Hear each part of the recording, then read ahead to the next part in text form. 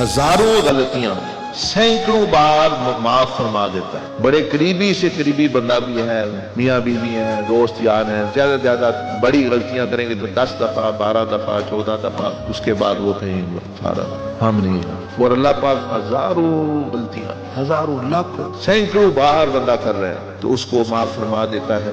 دوسرے بار بار معاف نہیں کرتے، 2 5 10 دفعہ کیا بس اتنی نہیں کوئی.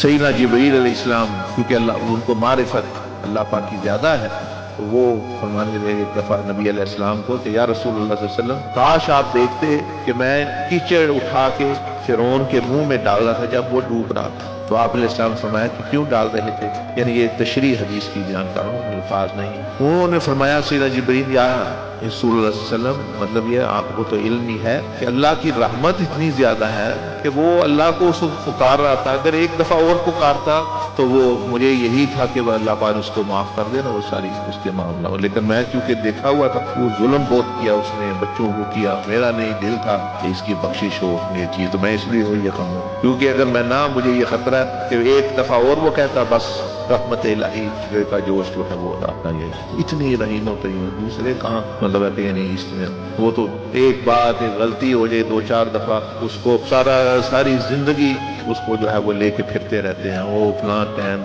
یہ کیا تھا وہ کیا تھا.